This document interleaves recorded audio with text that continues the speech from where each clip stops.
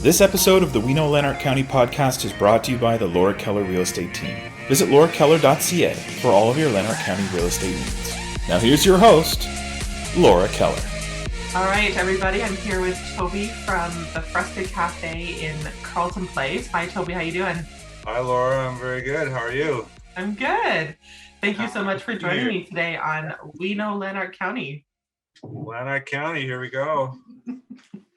So you're no stranger to the area. Where did you grow up? I actually grew up down the street, and I'm from originally Arnprior, Ontario. That's kind of where I played my high school football and got into lots of trouble. And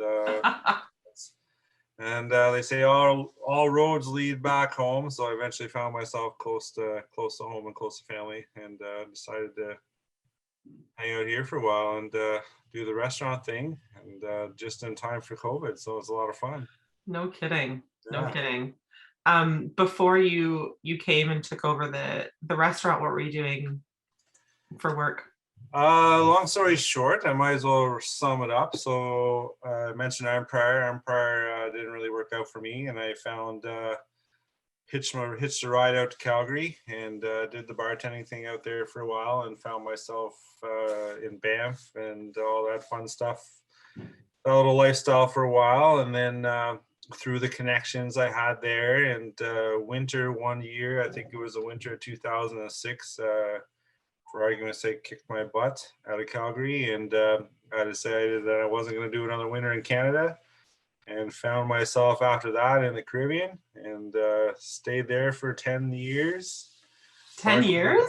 10 years. I was living in the Cayman Islands for 10 years. And No. bartending on a beach. And at the time, I had somebody that I had worked with had done some stuff in the Caribbean, and that was my couch. And I basically quit my job and sold my truck and dumped my girlfriend and hopped on a plane and never looked back, and spent 10 years down there. Oh my gosh. Living the dream, toes in the sand, a beer in my hand kind of thing. And whatever way you want to look at it. So no, I did that thing for a while. I did the hotels, worked for the Grand Cayman Marriott for 4 or 5 years, and ended up, I like to say everything happens for a reason, and found myself not having a job there anymore through corporation politics. And end up, through all the people I end up opening a yacht club with the people that were connected down there. So I became a bar manager at a place called the Georgetown Yacht Club. It's right near the airport in the Grand Cayman, and worked there for 5 years. Opened that restaurant, and managed the bar there, and had a lot of connections there. Unfortunately, I met my wife through that time. No, my wife was a chef at another hotel, Ritz-Carlton. Oh, wow. Hotel there. So we met face to face at a dance floor at a bar one night, and then the rest is history 12 years later. And Amazing. So through that time there, unfortunately, you can only have work permits in the Caribbean for 10 years, and we decided to make a decision. I was tired of it, once the island gets pretty small after a while, and we made a decision to move back home. So we pretty much FedExed all our stuff back here, and brought everything we could with us on the plane. And so now we moved back to the city, and moved in with my mom and dad for a couple months just to get our feet back on ourselves, and then found ourselves in the city working away. My wife Paola, she got a job at the Brook Street Hotel in Canada as a breakfast chef there. And I actually just kind of bartended along the way. I worked for the Barley Malt Corporation in the city, and we had always had our plans of having our own little place one day. And I'd always been the pub scene. I said, well, you know what? I've always wanted the bar thing, and we've always wanted the restaurant thing. Yeah. And if you know Freska as well, it's a nice little breakfast restaurant, hence her side of things. And there's a bar there with some nice taps, and I still have that kind of atmosphere. And I didn't want to do the late nights anymore, and especially once the baby came along. Yes. It wasn't going to work at 6 o'clock at night anymore, coming home at 3 in the morning. So no, we got a good little thing going on there. Just happened to fall on our lap, and we jumped at it, and it came through, and we got it, and took over about 2 weeks before the first round of COVID. So it's been a lot of fun, but you know what? We're still here. We're still powering through, and can't predict tomorrow, but we're still going to be here tomorrow, whatever direction we're going. Well, you better be, because I don't know. I think I'd go hungry if you guys went away. We're still there. I appreciate all the support. I know I see you a couple times a week, but it's fun to talk to you when you're there, and I definitely see the orders on the phone or on the ticket. Well, yeah, there's Laura, especially when I see the big blueberry pancake order for on the weekend. I still have a couple left over from the weekend in the fridge waiting for me. So, so you took over the restaurant in, I think it was February, right, of last year, of 2020. My wife and I celebrated for Valentine's Day 2020. We knew we had the restaurant then. We actually didn't take over till March 2nd was our first day as operations, and then St. Patrick's Day was the shutdown. So so it was lots of fun for sure. And then we used that opportunity, that little shutdown on the restaurant. Of course, when we took over, we kind of had to have things rolling the way they were. Yeah. We took that shutdown to kind of not so much branded the way we wanted to. We liked the brand the way it was, but we wanted to change the menu the way we wanted to. Yeah. A couple new food items the way we wanted to. So we took that advantage of being shut down for those months and designed the menu the way we wanted it, and changed a couple things around behind the house as well, and just rolled with it and the best we could. And once we knew we were actually going to be able to start going again, we got the kitchen moving with some takeout, and then we kind of rolled into the patio season, which it was, and just kind of went with the flow and went with the punches, and we're still doing that today, and we're excited for a couple more new things coming soon. Our street patio should be arriving next week. Amazing. The news is we're going to have one twice the size as the one we had last year. Oh, good. So I planned for that, and I was planning, hoping the patios were still going to be open. So that's why I was trying to get a bigger one here as soon as possible, because I was trying to have my back pocket with hopefully soon. Yeah, I know. But so that should be here next week, if not at the latest the following week. And that's exciting for this year. And we got some new things coming on the menu. We've got some fish and chips ready to go. We've been hoping to be open for dinner a few nights of the week. It's in play, but it's just, I can't really finalize anything with that until we get moved into Carleton Place. We hopefully be in there by July. We've got a nice little house lined up for us. So we're excited to get into town and save the commute from the city every day. Kind of go with the flow. That's all we can do right now, one day at a time, and hope the phone's still ringing. And we know we have good food, and we know we have smiling faces, and our girls I got a pretty good team that works for me. So it's they're doing well, and they're down on the ropes too with all this new shutdown stuff. But I keep telling them, be positive.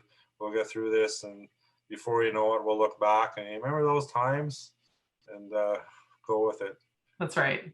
So did you have any formal training then for restaurant work, or did you just kind of fall into it when you were in Calgary? I actually, I've always wanted, it's a funny story. Not a funny story. I've always wanted to be in the hospitality industry. I always wanted to bartend, and I knew when I was growing up, I thought bartending would be a really easy way to talk to the girls, and so I kind of went with that. You're probably right. Yeah, I kind of went with that, and started bartending in Arnprior, the old Kenny and McCann's pub. It's not there anymore, and kind of walked in there and said, listen, I just want to start somewhere, work for tips, don't have to pay me, and I kind of led from there, and went with that, and had another job on the side, obviously, because I couldn't support myself at 20 years old, just bartending. And then through that, it wasn't really till I kind of road trip to Calgary, and wanted to get out of Arnprior, and I snowboarded back then, and just kind of wanted that whole I needed a change in lifestyle, and Yeah. hopped on a train out there, and that's when I really started. And through those time, you kind of start at the bottom and start bartending, and then you move yourself up and your knowledge, and you got to start at the, like I say, you got to start at the bottom and work your way to the top. So I'm 43 now, and that was when I was 21, and I really got my really good start when I went to the Caribbean, and if I hadn't done that, and a lot of decisions I made in life is when I either do this now or I don't do it at all. And the same with Calgary, I decided, if I don't go to Calgary, it was a spur of a thing. I had somebody, hey, I need somebody to help me drive out west. Let's do it.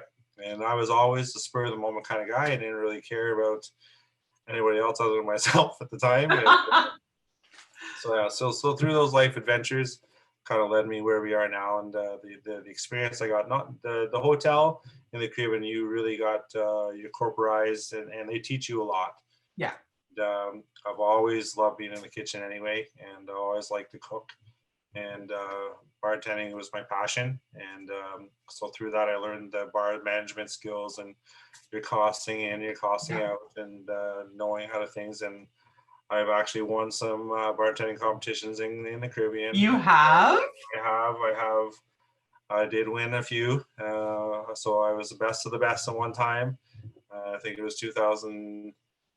I'm looking down on my wall. I have a picture on my wall. I'm trying to remember the year it was. It was 2000.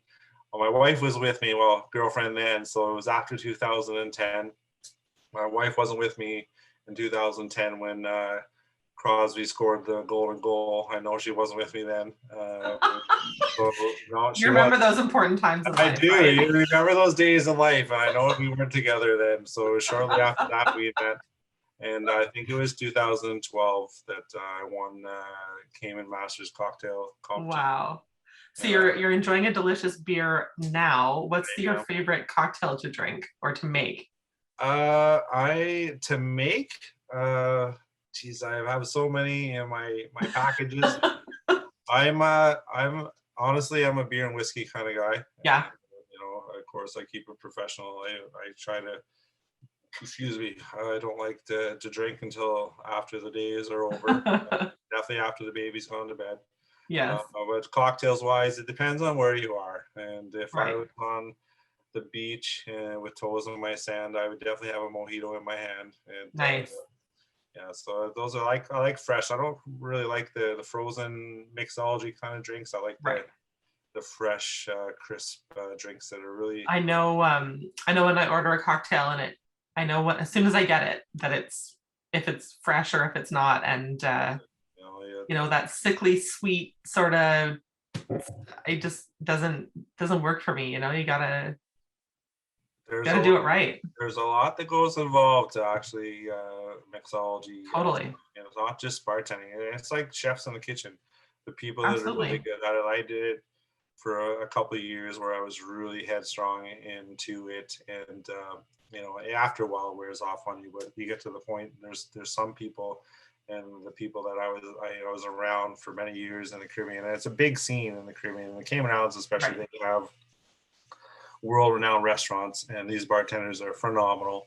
Right. And I was fortunate enough to just work in a hotel that and did that kind of thing, and you learn as you go, and you have your own creativity, and it's like a chef in a kitchen. You grab all these ingredients and go with it. And they have competitions where I was there, where they have remember that show on Food Network, Chopped, is the same thing, where you have a basket of ingredients for a bartender, and you have to come up with a cocktail out of amazing 4 crazy ingredients, world-class stuff. And I have somewhere in my house here, I have a world-class bartending kit that whenever I do have my home with my man cave and my bar that I built myself, I'll break it out and have it on the back shelf. But no, there's a lot of good times I had. But I spent my entire 30s in the Caribbean and learned a lot. Yeah. And met my wife, and we were a good team. And she, she's strong too. She left. She's from Peru.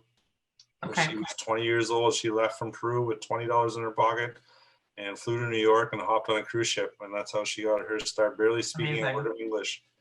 And worked on cruise ships for a few years. And then same thing, she found herself working in the hotels in the Caribbean as well, and that's how we met. And if you've ever had any of our delicious omelets or eggs at the Freska restaurant, she has lots of experience cooking eggs. That's her doing, eh? That's, the eggs are her part of the deal. Yeah, she's very good at it, and I can't flip them like she does, but she's on it for sure. But that's one of the aces in the pocket. Is she's got that part of the kitchen nailed down pretty good. So it's For sure.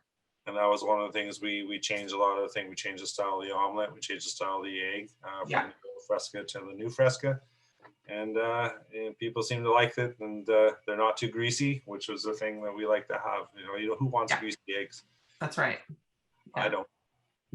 No, it's well, obviously you're known for breakfast, and I know everybody in town is that's where people tend to flock. You get that you have some of the basic eggs and toast and sausage stuff, which are delicious, but you do some cool things, like you've got shakshuka and you've got huevos rancheros. Like, you do some really nice. My wife, as I said, my wife's Spanish, so huevos rancheros, her secret little recipe, the shakshuka, that was kind of on the menu when we took over the restaurant, and people liked it, and we stuck with it. Kind of added a couple little things to the recipe our own way. We knew breakfast was the thing, and that was the style of the restaurant, but we knew that we could spice up lunch a lot. Yes. And we brought, I said, our time in the Caribbean, we had a wicked fish taco recipe that we knew that we were going to launch in the restaurant, and people love it. Yeah. And we're going with it, and that one for sure. I'm trying to think of my menu in my head. I know it's there, but it's. I probably had a couple laying around, actually. But the fish tacos was the first thing I said to the supplier when we first met. When I took over the restaurant, I said, I need fish, I need mahi, and I don't want to ever run out of it. And it comes from a long way for me to get it, and I know they're delicious. And that's our signature dish, is the fish tacos, and we won't tell all the secrets of why they taste good. I'm pretty sure we got the best fish taco in Carleton Place. I'm not gonna lie, I'll brag about that. Yes, I think you're probably right on that one. So when you're not working, which I know is pretty rare because you're there 6 days a week, but when you're not working, what do you guys do on your downtime? So we've when we're not working, as I said, we have a little boy, a 2-year-old, who's our life and our passion. Obviously, our schedule was pretty much revolved around him. When he's daycare or nanny, we got to be there at a certain time to pick him up. Hence why we cannot be open for dinner right now, because we live in the area, and it's hard. So once we get him into bed, I'm pretty much on the computer pulling things together. Depends on the night of the week. We always got things to do. We live in a great spot in the city, so we try to get out of the house as much as we can. Obviously, when the baby's in bed, one of us has to be here with him. So we're pretty homebodied, actually. Once we're back here, and we actually being together all day, we kind of separate at the end of the day. I'm downstairs. And I got lots. Trust me, when you're running a restaurant, there's lots to do behind the scenes to keep it all together. Mondays the restaurant's closed. Right now we're closed because Tuesdays as well, just because of COVID. Right. It's not worth it to do it right now. But once things get back to normal, we're open Tuesdays again. But Mondays is we've dedicated to Family Day, so we try to do the go for ice cream thing and spend as much time with Mateo as we can. And we have a very large dog as well that likes to bring himself into the attention span when he can. And family days are Mondays, and we try to do as much as we can. And when your baby's got to be in bed by 7 o'clock at night, your schedule is pretty much revolves around that. Yes. It's hard to get out of there, get home, and pick the baby up from daycare, and get home and get dinner on, and bath time. You know what it's like. You've done it twice. I know what it's like. Yeah. Yep. So, but we're pretty homebodied, pretty homebody people. And, well, running a restaurant is not an easy task. So you do need your downtime at home, and I get that. When you're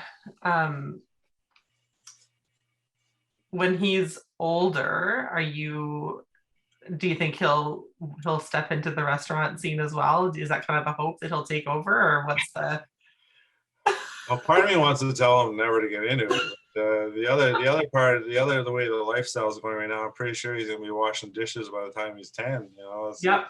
But I'm pretty sure that he's gonna kind of grow up around the restaurant, and he'll make his own decisions.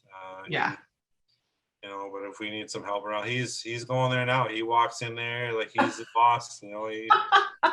The days that he comes with us, we had a couple of weeks just with the daycare stuff that he wasn't able to go to his daycare, and I was making 2 trips to Carleton Place just to go there in the morning, get things open, hang out with him, put him in the table 10 with wheels on the bus for an hour while you kind of get caught up.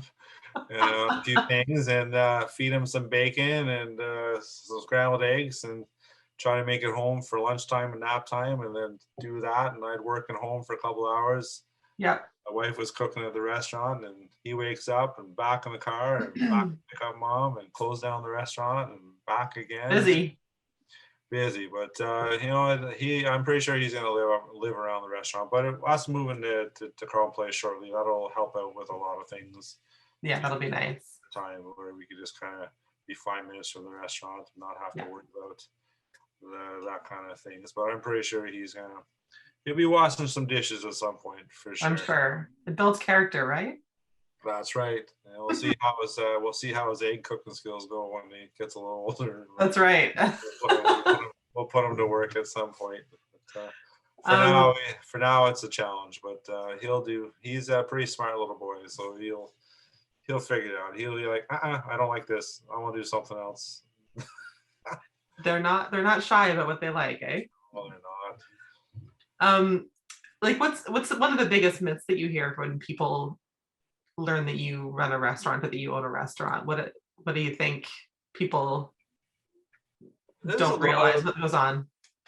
The Laura Keller Real Estate Team is your Lanark County expert. If you are interested in making a move, talk to our team today about real estate in Carleton Place, Perth, Almont, or anywhere else in the Lanark County or Ottawa area. Visit laurakeller.ca for more information. A lot of people that I grew up with, and I have a lot of close friends. I have a few friends that I grew up with in high school. They're kind of friends for life, and they always knew that I would be in the industry. Some of them are like, I can't believe you bought a restaurant. And it's people that knew me knew that it was going to happen. It's just a matter of time. Some people are like, are you crazy, out of your mind? And you know what? I tell them I might be out of my mind, but I know that working for other people makes you go crazy. So I'd rather go crazy working for myself. Yeah. And you know what I get to do with my best friend every day. And I couldn't ask for anything else. And I know it'll pay off. Freska is an investment for my wife and I, and we love it. And we're going to do it as hard as we could do it right now. And hopefully it'll pay off in years. And that's the plan. And we know that we can't do it forever, but when you love what you do, it's not work every day. And I'm sure you relate. We wake up and we love going to do what we do. And you put in a good 6-7 hours a day at work, and then you got the rest of the day to do you and the family. And and I answer to in no particular order, my wife, my kid, and my dog, and myself. You're kind of low on the totem pole, though, right? Yeah, but we know we have our roles. I mean, when we bought the restaurant, my wife, we were obviously hummed and hawed. We put our life savings into the restaurant, and right. Well, let's buy a restaurant first instead of buying a house. See what happens, and hopefully the restaurant will. I know a really good real estate agent that might be able to help me out along the way. And so we just kind of go with it. And I told her back when we first started, I said, listen, just cook and I'll do everything else. And so far it's working out for us. Obviously, what's happened with COVID, I've had to step into the kitchen and be there too. Yeah. But I know eventually I'll get out of there, and I like to be the front of the house. I am the face of the restaurant, and I do enjoy talking to people. I do enjoy serving and bartending, and that's, you know. And hopefully some cocktails soon in the near future. There's some cocktails in the works. I don't know if you've had the Caesar at Freska, but it is an award-winning Caesar from a competition. No, I have not. It is an award-winning Caesar recipe from my days. Oh, I have to try it out. It's got some secret. I will. As I said, the best fish tacos in Carleton Place is the best Caesar in Carleton Fish taco and a Caesar. That sounds like a good Sunday right there. It is. I try to keep it all local. I got some the local breweries on top, and hopefully when the farmers market opens up, we'll buy a lot of our produce from them around the corner. Nice. So, as I say, last summer was a mess just with the way things were, but this summer I see a little bit of a light. If we get through the month of April into May, yes. Fingers crossed for hopefully sure. Get our vaccines in order in the next few months, and then you can start fresh almost. We'll see how it goes. My mother's lined up to get the pick there next week, so awesome. That's good news for my family. My mom's my mom and my dad, they're in line. Their dates are booked.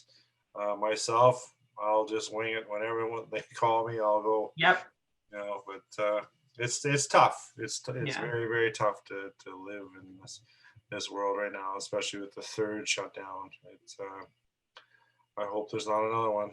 And we'll be here. We'll be here when it's over. It's a long grind. The grind out in January. Yeah. Was a long 6 weeks, and then this one again, it's going to be very, very long. And we weren't expecting it to be a shutdown like the way it was. I really thought I was going to have the patio to play with, and fortunately, we just got to go with the flow. Well, hopefully within a few weeks, when this is all over, then you can get sort of back to normal with the patio, and look forward to it for sure. I look forward to it. I look forward to nice weather, and yes, that helps. It's exciting. It's exciting for sure. What's been your philosophy, you and Paolo, with the food in the restaurant? What's the idea behind it all? The idea behind it all, well, we have two different I won't tell us all the secrets. It's okay, nobody's listening. It's just you and me. No, I'm just when it comes to the food coming out of the kitchen, I am not the boss. I know what goes on the plate, but she doesn't like.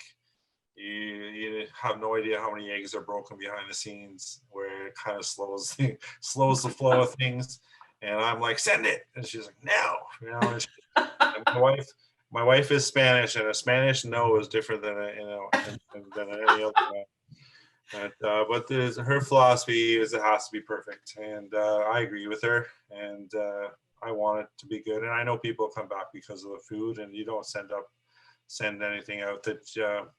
For me personally, restaurants, if I was dining at the restaurant, I would want to have something good put in front of me, and it has to be that way, and that keeps people coming back. And I've had complaints. Honestly, the home fries, sometimes you hit it, sometimes you overcook them, and it's hard with the home fries. They come back, and why aren't people eating the home fries? And they're 10 seconds. That 10 seconds too long. But you're too busy. You gotta send it, and you just hope for the best. And right. That's a little disappointing on our half, but it's kind of one of those catch-22 things where you just have to send it anyway. Right. We just hope for the best. But we know we have really good food, and our big thing was to make sure that people got their food within 15 minutes, 20 minutes at the latest. If they're dining in a restaurant, and that's very important for us, especially with the experience that we have coming from the Caribbean and working in these fine dining restaurants where we know that quality service is important, timing and food is important. Yeah, and that's the thing. The knowledge that we have as a culinary group or a hospitality group is working for these places that not a lot of people have experience in. Yeah. There's a lot of things we know that other people don't know. And my wife, for example, she's worked for chefs Tim Love, Anthony Bourdain, Eric Rippart. Wow. yeah, I can name probably 5 more, but I don't have them. I know there's that big Italian chef, Mario somebody, but she's worked for all these guys. Wow. The hotels that we were, and she knows a lot of food knowledge that I don't know. Yeah. I just kind of got to go with the flow with her, and I said, you just cook, you take care of everything, just tell me what you need, and I'll make sure you have it. And she's doing all right. I'm proud of her. Well, the food's always consistent. That's one of the nice things about it, is that you know what you're going to get when you order, right? And that makes such a huge difference. That's good. That's what we want. And I gotta say, the blueberry pancakes, I don't know how many blueberries you throw in there, but it is too many, a ridiculous amount, and it is so good. Well, you gotta cover them up. You gotta cover the pancakes. Yeah, they're out of this world for sure. Best breakfast item. I'm glad you enjoy it. The blueberry pancakes, excuse me, between the chocolate chip and the blueberry, my personal favorite is the chocolate chip. I grew up with chocolate chip pancakes. Right. But cooking the chocolate chip pancakes and cooking the blueberry pancakes, it's way cleaner than cooking the blueberry pancakes. I bet. Those chocolate chip, that chocolate gets everywhere and gets in the way.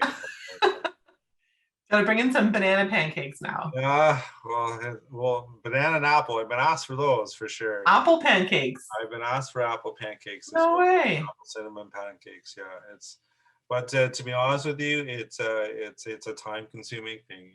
Yes, for sure. You can't have 10 different items, and that's one thing we took over. And I'll use when I bought Freska, the waffles on the menu. There was I don't know if you remember, there was 6 different kinds of waffles. I remember the menu was 8 pages. Yeah, it was when you took over. It was too much. It was honestly, and coming from the restaurant world that I came from, I was like, I can't believe this menu is the way it is. But it had a lot of good things on there. But there's things that needed to go, and there's just no concept.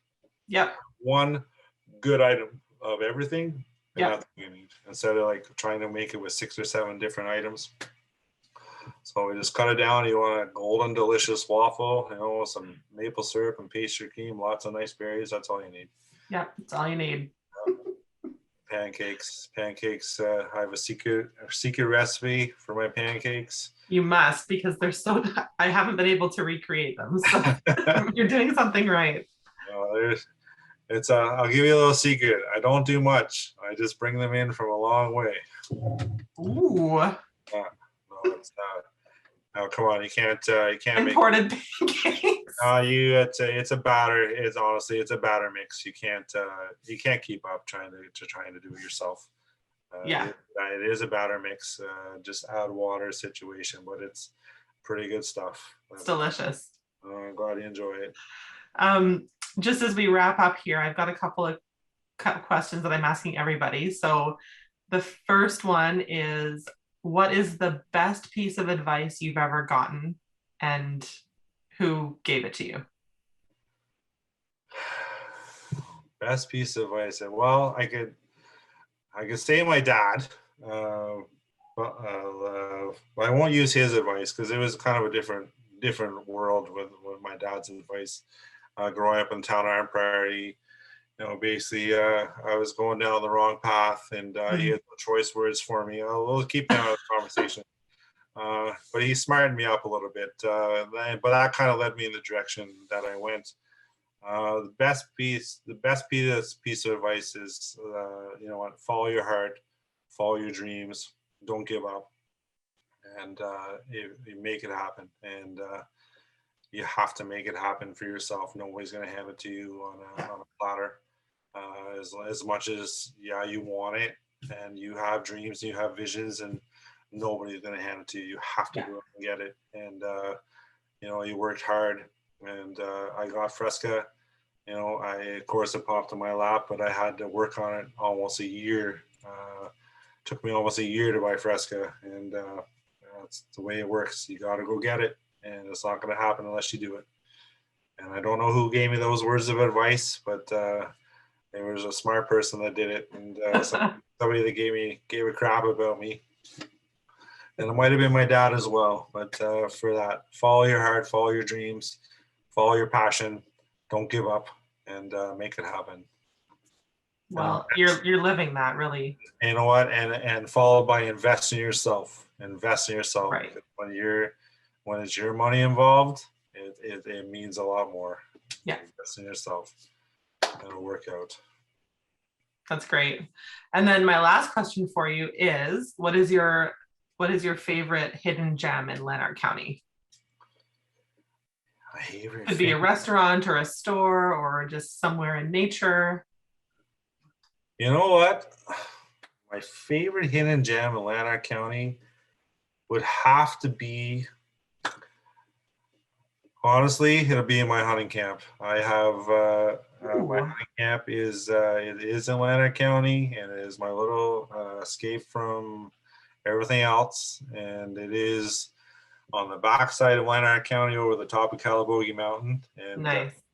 Yeah, it is in Lanark. You never think that it is, but it is.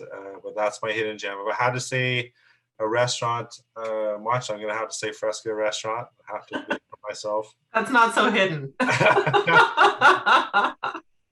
No, honestly, I haven't spent a lot of time in Lanark County other than Carleton Place. I've always loved Carleton Place. Growing up, I did work in Carleton Place way back in the day when I was younger. Before I got into the bartending thing, I was a laborer in one of the Carleton Place factories. I don't even know if it's still there, but so Carleton Place has always been a little piece of my heart, and I knew that my gut feeling was telling me Carleton Place is going to take off. Get in there now, get in there, get set, and it'll work out for you. So it's that, it's funny. You say hidden gem. A lot of people don't know this. The Bolton House, which is around the corner from Freska. Right. 5 years ago, I tried to buy that place. I did. No way. I did. I knew I was coming back to Canada. I knew I was going to come home. I knew I wanted to open up a little pub. I knew it was for sale, and I worked for $1 million yacht clubs, and I had some connections that I was going to pitch some stuff to. Yeah. But I came back. I looked in a thing. And honestly, that place has the best waterfront view in the town. And I knew that was $1 million view, but I didn't have the $1 million to make. Yeah, right. So I know that when my wife and I get into Carleton Place, the first place we're going to go for dinner is a Bolton House, and enjoy the view for sure. It's such a great spot. It is, and kudos to those guys. Those guys are in Freska all the time before their shifts at the restaurant.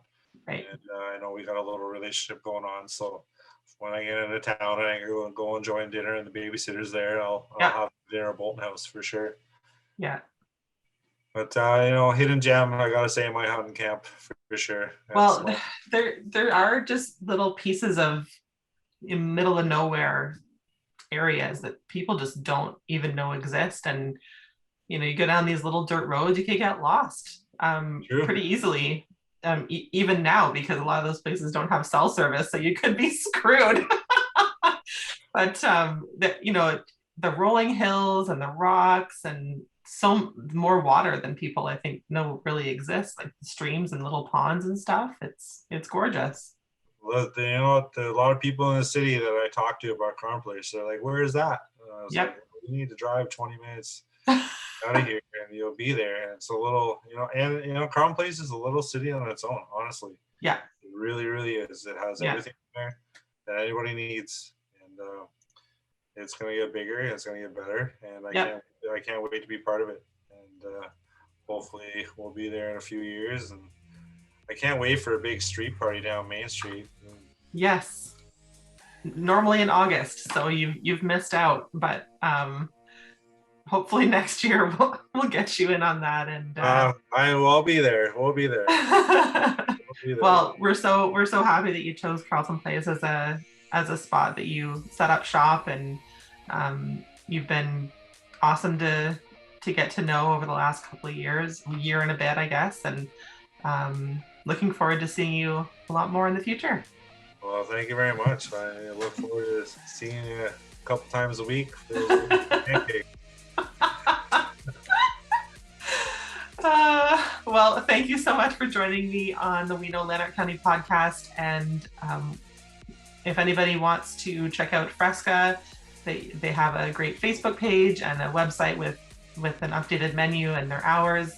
And please go take a look and order some pancakes and fish tacos. Follow us on freska.ca for sure. Perfect. Thanks, Toby. We'll see you again soon. You're welcome, Laura. Thank you very Okay. much. It's been a pleasure talking to you. You sure. too. Bye. Bye.